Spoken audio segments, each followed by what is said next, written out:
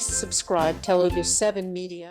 దాని ద్వారా మెసేజ్ చెప్పాలన్నది మీ final conclusion? లేదండి, అంటే జరిగిన కథ అంటే గోల్ యొక్క తీయాలి కదా అనేది దానికోసం తీసాను. గోల్ కంటెంట్ అని కదండి. ఇక్కడ అందరూ అంటారు సినిమాలు చూసి జనాలు చనిపోతుంటారు. నేను ఈ సినిమాని బయట చూసి తీసా. ఇటువంటి ఇన్సిడెంట్లన్నీ బయట చూసి అదే ఒక పేరెంట్స్ ఎలా ఇబ్బంది పడుతున్నారు, పిల్లలు ఎలా అలా సైడ్ పక్కదారి పడుతున్నారు, అది చూసి తీసా. అది చెప్పే విధానము సకుటుంబ సపరివారి సమేతంగా వెళ్ళాలి అనే ఉద్దేశంతోనే తీశారు. విడివిడిగా వెళ్ళాలి అని కింద ఒక ట్యాగ్ లైన్ వేయడం అనేది ఎంతవరకు కరెక్ట్ అనుకుంటున్నారు? కరెక్ట్ అంటే ఇప్పుడు ఏంటంటే కొన్ని ఒక కథ చెప్పేటప్పుడు కొన్ని ఇబ్బందులు ఎదురవుతాయి, ఇద్దరు కలిసి చూడాలి. కానీ విడివిడిగా యూత్ చూస్తే వాళ్ళకు ఒక మెసేజ్ వెళ్తుంది, తల్లి చూస్తే ఒక మెసేజ్ వెళ్తుంది. ఈ సినిమాలో కొన్ని అక్కడక్కడ కొన్ని కలుపుకొని అనిపించవచ్చు అని ఉన్నారు. కానీ ఇద్దరు కలిసి చూడలేమని చెప్పేసి నేను ముందుగా చెప్పేస్తాను. ఇది ఫ్యామిలీ చిత్రమే, కానీ చిత్రం. ఇది క్వాలిటీ సినిమా. చిన్న అంటే క్వాలిటీ అంటే అర్థం ఏంటంటే మనం ఉన్న బడ్జెట్ లోనే సరైన ఆర్టిస్టులను పెట్టుకొని, మంచి మ్యూజిక్ డైరెక్టర్ పెట్టుకొని, డిఓపి పెట్టుకొని, మంచి ఎడిటర్ ఉంటే ఆటోమేటిక్ గా సినిమా అనేది మంచిగా ఆడుతుంది. ఫస్ట్ హాఫ్ చూస్తేనే యూత్ ని టార్గెట్ చేస్తూ ఉన్నారు నాకే అనిపించింది అన్నారు మీరు. టీజర్ చూస్తే కూడా అలాగే ఉంది, కొంచెం ఇబ్బందికరంగానే. ఆయన ఒక క్లారిటీ అనేది లేదు, కాస్త కన్ఫ్యూజన్ ఉంది అని డైరెక్టర్ చూస్తే అర్థమవుతుంది. సో అసలు ఏ పాయింట్ లో ఈ సినిమాని ఒప్పుకున్నారు మీకు?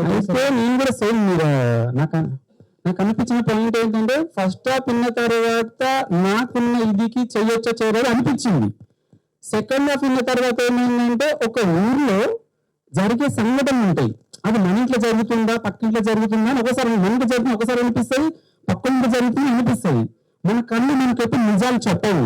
ఇది ఆ సినిమా అనమాట. అప్పుడు నాకు అనిపించింది క్లైమాక్స్ అని నచ్చినాక ఓకే చెయ్యొచ్చు మనము, అంటే ఒక మంచి సినిమాని నువ్వు తీయొచ్చు అని నమ్మకం నాకు డైరెక్టర్ వచ్చింది.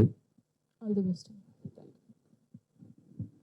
18+ వాళ్ళు మాత్రమే చూడొచ్చు కదా, ఆ మెసేజ్ వాళ్ళకి అంత మీరు రీచ్ అవ్వదని చూస్తున్నారు. 18+ చూడగా వాళ్ళే కదా మీరు చూపించింది 9th standard and intermediate first year. అదే చేయాలి ఇటువంటి కూడా చూడాలి అంటే ఒకటి ఓటీటీలో వస్తారు మామూలుగా. మీరే ఓటీటీ అని చెప్పేస్తున్నప్పుడు థియేటర్కి వచ్చింది చూస్తారు అంటే చెప్పండి. నేను ఒక కంటెంట్ చేసేవాళ్ళు ఇప్పుడు మనం చూసేవాళ్ళని ఆపలేదు అండి. థియేటర్ ఇక్కడ చూడాలని చూసే ఆపలేదు కదా, చూసేవాళ్ళు చూస్తారు. ఇది సినిమా నిజం అంటే చెప్పాం, ఎవరు చూస్తారు అనేది వాళ్ళే చూడాలని లేదు. నిజం ఒకటి జరిగింది ఇక్కడ, ఇలా జరుగుతుంది ఇక్కడ అని బాధ్యత.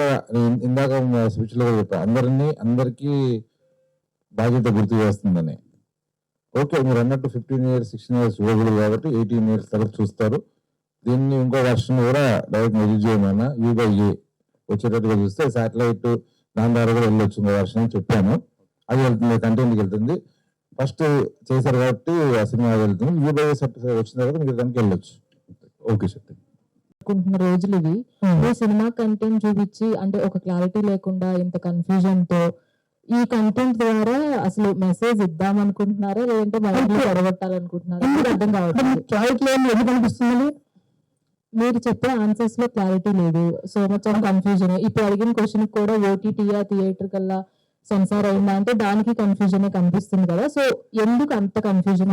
ఏం లేదు, జర కొత్త కదా, ఇప్పుడు ఎందుకు వచ్చాయి. సినిమాలో ఏంటంటే చక్కగా 1 year కష్టపడే స్క్రిప్ట్ లో దాన్ని బాగా ఆర్టిస్టులను ప్రిపేర్ చేసుకొని దాని తర్వాత షాట్ వచ్చేంత వరకు తీసి నా దూరం ఉంటుంది కాబట్టి పర్ఫెక్ట్ ఏం చెప్పాలో ఏం తీయాలో తీసా.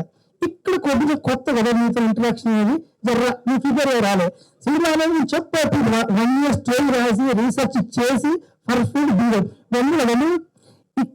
ఇక్కడ నాలో కన్ఫ్యూజన్ ఉండొచ్చు, సినిమాలో నో కన్ఫ్యూజన్. ఫస్ట్ క్లారిటీ, అందరికీ క్లారిటీ గుర్తుంచుకోండి. నేను ఎంత క్లారిటీగా ఉంటే ఈ చిత్రం యువకులు ఆ మెసేజ్ అంత క్లైడ్ నాకు చెప్పండి అది. కిషోర్ అనేది మీ ఇంటి పేరు లాగా మారిపోయినట్టుంది. ఇది అంటే ప్రొడ్యూసర్ మొదట యాక్సిడెంట్ నాకు వెళ్ళి ముందే పెట్టేశారు టైటిల్ వాళ్ళు. ఆల్రెడీ హుషారు డైరెక్టర్ హుషారు టూ అని కూడా సినిమా ఆల్రెడీ స్టార్ట్ చేశారు, సీతుంది. హుషారు పెట్టేవన్నీ సినిమా చేసి సినిమాకి యాప్ట్ గా ఉంది, యూత్ఫుల్ గా ఉంది. బట్ వాళ్ళు ఇష్టపడి పెట్టుకున్నారు కాబట్టి దాన్ని నాకు రాకముందు ముందే టైటిల్ పెట్టేశారు. ఈ సినిమాని పర్టికులర్ గా బ్యాక్ చేయడానికి ఏం sir reason? Only call cinema నచ్చిందండి, సింపుల్.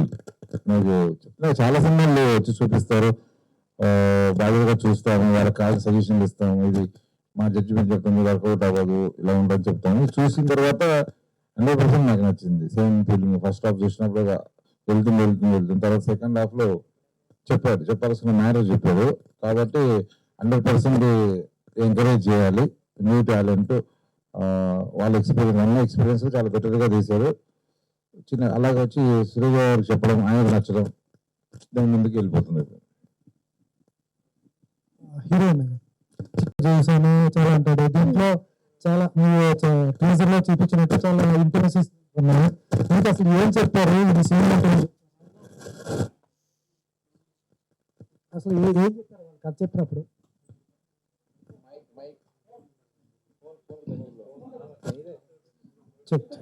ఓకే ఓకే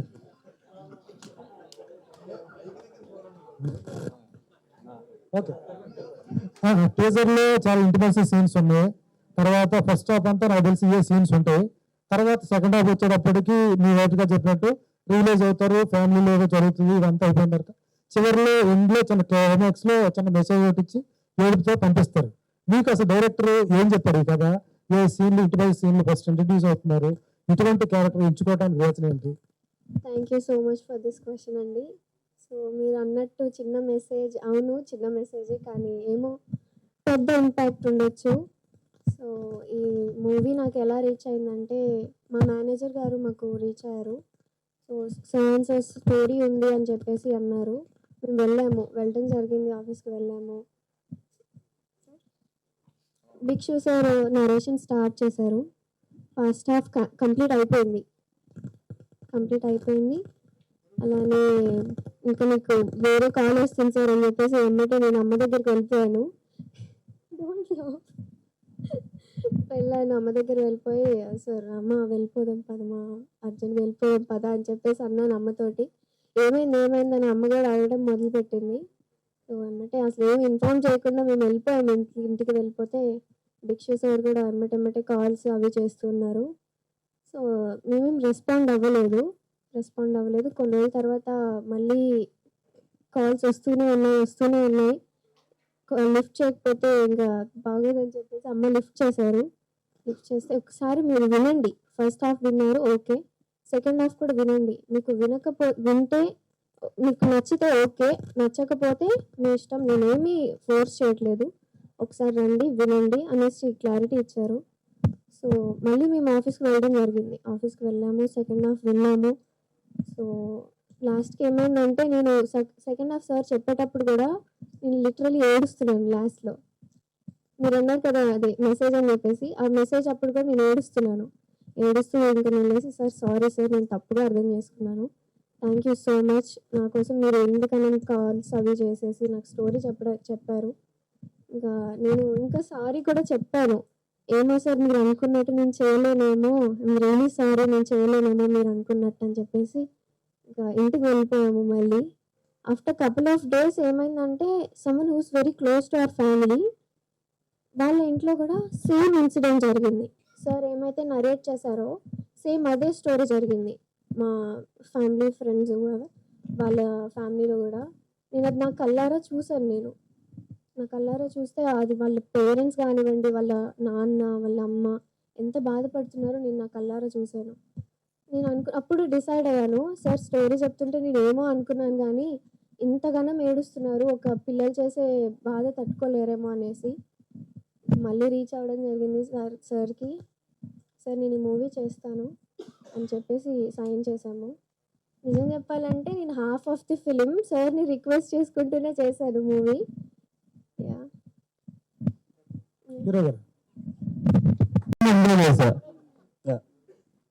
ఎలా అనిపించింది బాగుందండి. కొత్త అంటే ఏజ్ ఉన్న క్యారెక్టరే కదా, సో బాగా అనిపించింది. సార్ డైరెక్టర్ గారు, సార్ ఈ ఇద్దరు కొత్త వాళ్ళు వర్క్ షాప్స్ ఉంటాయా వీటికి? వర్క్ షాప్ లో పెడతారా? వర్క్ షాప్స్ పెట్టారు. పెట్టారా? ఏం చేస్తారు సార్? పెట్టారండి. పెట్టకపోతే అమ్మాయి కొత్త, అబ్బాయి కొత్త, అంటే అంత పర్ఫెక్ట్ గా ల్యాండ్ కావడానికి వర్క్ షాప్ పెట్టాను. కానీ ఏమనుకున్నట్టు కాదు, నాకు అర్థమైంది ఈ ఉద్దేశం. జస్ట్ యాక్టింగ్ ఎంతవరకు ఏం చేయాలో అంటే పర్ఫార్మెన్స్ వైజ్, అంటే మీరు టీవీ లో చూసి ఒకవైపు, సెకండ్ హాఫ్ రెండో వైపు అమ్మాయి విశ్వరూపం ఉంటుంది, ఆ విశ్వరూపాన్ని వర్క్ షాప్ పెట్టారు. అదండి. మొన్న వచ్చిన వేరే చిన్న చిన్న సినిమాలు కావచ్చు, మ్యూజిక్ పరంగా సెన్సేషన్స్ క్రియేట్ చేసింది. ఈ సినిమా వరకు రీ రికార్డింగ్ పరంగా, మ్యూజిక్ పరంగా ఎలాంటి ఇంపాక్ట్ ఉంటుంది? ఇందాక తను అడిగింది కదా, తనకి కన్ఫ్యూజన్ డైరెక్టర్కి. నేను రాగానే ఫస్ట్ సినిమాకి ఒక పాట చేసిన, అంటే జనంలోకి మాస్లోకి తీసుకుపోయేలాగా ఒక కమర్షియల్ సాంగ్ చేసిన. వచ్చాడు, నా నచ్చలేదు అన్నాడు. సరే అని చెప్పి మళ్ళీ రెండో పాట చేసిన. ఆ పాటని పక్కా ఒక రవితేజ గారి సినిమాలో ఆ రేంజ్ సాంగ్స్ అవి. రెండో సాంగ్ చేసిన, నచ్చలేదు అన్నాడు. మూడో సాంగ్ చేసిన, నచ్చలేదు అన్నాడు. నేను అప్పుడు పీపుల్ మీడియాలో గరుడి లక్ష్మి అని ఒక సినిమా చేస్తాను. దానికి ఉత్తరాంధ్ర సింగర్ బయోపిక్, పెద్ద బ్యానర్ సినిమా, 20 పాటలు ఉంటాయి దాంట్లో. నేను వాళ్ళు ఏ సినిమాలు ఒప్పుకోవద్దు, మా సినిమాలోనే ఉండాలి నన్ను కండిషన్ పెట్టారు. కానీ ఈయన వల్ల నీ పాటలు అభిమానిని, నువ్వే ఉండాలి, ఈ సినిమాకి నువ్వే ఉండాలంటే ఒప్పుకున్నాను. అరే నేను ఇంత పెద్ద సినిమా వేస్తున్నా, దానిలోనే పాట చేయమని తీసుకొని పోతున్నారు. ఇవే నీ సినిమా ఉంది, నువ్వే ఉంది, 3 పాటలు చేస్తే ఇప్పటికి ఒక్కటి కూడా ఓకే చేస్తున్నాను ఏంటో అని చెప్పి గొడవ పెట్టేసుకున్నాను. తర్వాత వచ్చిండు ఒక రోజు, మళ్ళీ ఆయన తీసుకొచ్చాడు. కన్ఫ్యూజన్ అయ్యేదాన్ని చెప్తున్నాను. నేను ఎంతో కొంత పేరు ఉంది నాకు. సరే కమర్షియల్గా మనకి ఎంత బ్రేక్ వచ్చింది తెలియదు, కానీ మనం ఏదో రన్నింగ్లో అయితే ఉంటున్నాం మనం. అతను ఇప్పుడే కొత్త. ఒక టెక్నీషియన్ దగ్గరికి వచ్చి 3 పాటలు రిజెక్ట్ చేయాలంటే ఆయనకి ఎంత క్లారిటీ ఉండాలి, ఆయనకి ఏం కావాలి సినిమా అంటే. అది రిజెక్ట్ చేయడానికి చెడ్డ పాటలు కావు, బ్లాక్ బస్టర్ పాటలు అవన్నీ కూడా. మీరు ఏదో సినిమాలో వచ్చినప్పుడు నేను మళ్ళీ చెప్తాను ఆయన రిజెక్ట్ చేసిన పాటలు. ఆయన కూడా చెప్పాడు, నా సినిమాలో నాకు కథలో పాటలు కావాలి, కట్ చేస్తే పాటలు నాకు వద్దు. నువ్వు ఎంత పెద్ద పాట నువ్వు, నా కథ, ఆ పాట కూడా నా కథే చెప్పాలి. న్యాచురల్ గా ఆ ఊర్లో ఆ అమ్మాయి మ్యాచ్డ్ అయింది, పెద్ద మనిషి అయింది. ఆ పెద్ద మనిషి అయినప్పుడు నువ్వు తీసుకెళ్ళి నాకు నువ్వేదో రాగాలు కట్టేసి కొత్త కొత్త పాటలు నాకు వద్దు. ఆ పెద్ద మనిషి అయినప్పుడు ఏం పాడుకుంటారో అక్కడ నాకు అదే పాట కావాలి. సో ఒక 2 అబ్బాయి అమ్మాయి వాళ్ళ కోరికలతో, వాళ్ళు అప్పుడప్పుడే లస్ట్తో, ప్రేమతో దగ్గర అవుతున్నప్పుడు కూడా నాకు తన బాగా ఎన్నో రాత్రులు వస్తాయి కానీ అవన్నీ కొంచెం ఇమాజినేషన్ పాటలు. నాకు అట్లొద్దు, నిజంగా వాళ్ళలో ఏం ఫీలింగ్స్ వస్తుంటే ఆ ఫీలింగ్సే పాట కావాలి. సో అలాగా నాకు ఒక కొత్త రకమైన పాటల్ని, నాకు ఇప్పటికీ ఉండే ఒక మాస్ పాట, ఒక కమర్షియల్ పాట పాడితే బాగుండదు. లక్కీగా అదేమో సురేష్ బాబు గారి చేతిలో పడ్డాక బెక్కవేణు గోపాల్ గారు వీళ్ళందరూ మంగళితో మొన్న పాట చేయించారు. ఇప్పుడు నేను హ్యాపీ దానికి. కానీ అంతమంది 4 పాటలు మాత్రం సినిమాలో కథలో ఉండే పాటలే. అలాగే బ్యాక్గ్రౌండ్ స్కోర్ కూడా ఎక్కడ ఎలాంటి అరుపు రావాలి, ఎలాంటి చిన్న ఫీల్ అనేది ప్రతిదీ ఆయన మనిషి మా పక్కన కూర్చొని ఇంకా మమ్మల్ని నాతో చేయించేస్తాడు అతను. సో పక్కా నేను చెప్తున్నాను అంటే పాపం తనకు మాట్లాడడం వస్తుందో రావట్లేదు, ఆ కన్ఫ్యూజన్ లో మీకు సరైన వస్తున్నాడు. నేను కూడా సినిమా బ్యాక్గ్రౌండ్ స్కోర్ చేయడం కోసం సినిమా అంతా అయిపోయాక నా దగ్గరికి వచ్చింది. నాకు కొంచెం మంచి ఇమేజ్ ఉంది, చిన్న ఎమోషన్స్ చేస్తాడు, నాన్న పాటలు ఇలాంటివి, అమ్మ పాటలు అని ఊరి పాటలు చేస్తాడు. మనోడు వచ్చి ఫస్ట్ హాఫ్ చూస్తూనే వెనక కూర్చున్నాడు. నేను ఎప్పుడు వెనక్కి తిరిగి ఏంటి నేను ఏ సినిమా తీసుకొచ్చాడు ఆ దగ్గరికి అని చెప్పి అనాలని, సీరియస్ అవ్వాలని చూస్తూనే ఉన్నాను సినిమాని. అలాగా కొంచెం సినిమా వెళ్ళి ఫ్రీ ఇంటర్వెల్ ముందుకు వచ్చేటప్పటికి అప్పటిదాకా ఆ సినిమా అలా ఉండడానికి కారణమైన అది చెప్పాడు బ్యాండ్ ఇక్కడ. నిజంగా అది లేకపోతే ఫస్ట్ హాఫ్ అంతా అలా ఉండకపోయి ఉంటే దీనికి అర్థమే లేదు, సెకండ్ హాఫ్కి ఇంటర్వెల్కి అర్థమే లేదు. సో నేను కన్విన్స్ అయిపోయాను. సెకండ్ హాఫ్కి వచ్చిన తర్వాత ఫస్ట్ హాఫ్ లో ఒక అల్లరి చిల్లరి డైరెక్టర్ అలా కనపడతాడు అతను, సరదాగా మామూలుగా తిరిగే డైరెక్టర్. కానీ సెకండ్ హాఫ్ వెళ్ళిన తర్వాత ఏ మెచ్యూర్డ్ సెన్సిబుల్ పెద్ద డైరెక్టర్లకి తీసిపోడు. మీ అందరూ రాసి పెట్టుకోండి, భిక్షు అనేవాడు చాలా పెద్ద డైరెక్టర్ అయిపోతున్నాడు. తమిళ్లో మీరు చాలా మంది ఇలాంటి సామాజిక ఇతివృత్తాలతో సినిమాలు వేసే చాలా మంది డైరెక్టర్లు మనకు లేరు అని మనం ఫీల్ అవుతాం కదా, అతనే. ప్లీజ్ అతన్ని రెస్పెక్ట్ చేస్తూ మీరు క్వశ్చన్ అడగండి. చిరంజీవి గారు కంటిన్యూస్ అండి. మీరు చాలా మంచి మంచి హిట్ సాంగ్స్ రాశారు ఇంతకు అంటే రెగ్యులర్ గా మనం వినే పాటల్లో మీరు చాలా రాసున్నారు. అంతేకాకుండా చాలా పొలిటికల్ సాంగ్స్ అవి కూడా చేస్తుంది. బట్ ఇండస్ట్రీకి సంబంధించి సినిమాలకు సంబంధించి అంటే ఇప్పుడు చేయబోయే నెక్స్ట్ గరుడ లక్ష్మణ్ ఇప్పుడు ఇదైనా సర్వోర్జన్ పేరు ఇంకా నేను భవిష్యత్తులో ఇంకా ఎక్కువ ఫాస్ట్ గా ఎక్కువ బాగా వినే పేరు అయిపోతుందని అనుకోవచ్చు. అంటే ఇప్పటి వరకు మీకున్న ఇమేజ్ అవ్వచ్చు, నెక్స్ట్ దాన్ని ఏమన్నా పెంచే ఛాన్స్? నేను లాస్ట్ 4 years కరోనా టైంలో ఏదో తెలియక ఆ ఇండిపెండెంట్ సంవత్సరం వెళ్ళి కొన్ని రోజులు నేనే సినిమాకి దూరం అయ్యాను. ఇప్పుడు పూర్తిగా సినిమాల మీద ఫోకస్ పెట్టాను. ఎవరికైనా లక్ష్యం వాళ్ళ సొంత లక్ష్యం వాళ్ళకే ఉంటుంది. నేను పెద్దోళ్ళు కావాలి, పెద్ద సినిమాలు చేయాలి, స్టార్ మ్యూజిక్ డైరెక్టర్ అవ్వాలని. కానీ లక్కీగా నాకు మీరు అందరు కూడా కోరుకుంటారు నాకన్నా ఎక్కువ. సో తప్పకుండా అది త్వరలోనే మీరు చూడబోతున్నారు. నాకు ఒకటే, నేను టకటక సీజనల్గా 4 సినిమాలు చేసి 4 రోజులు నా పేరు మోకి నేను పోవాలన్నట్లేదు. నేను ఎప్పటికీ చిరస్థాయిగా నిలబడిపోయే మ్యూజిక్ డైరెక్టర్గా ఉండాలని నా కోరిక ఉంది. నేను ఉన్నా లేకున్నా కూడా నా సినిమాలు, నా పాటలు అంటే పెద్ద సినిమాలు వేసి పెద్దోడు అయిపోవాలని అలా ఏం లేదు. చిన్న సినిమా వచ్చిన దాన్ని పెద్ద సినిమా చేయాలని కోరిక ఉంది నాకు నా వర్క్తో. అండ్ రిలేషన్షిప్స్, లవ్, ఈ జనర్స్ చుట్టూ తిప్పే కథలను ఎందుకు బేస్ చేసుకొని పట్టుకుంటున్నారు? నేను అలాంటి సినిమా ఎందుకు చేయలేదు అట్లా.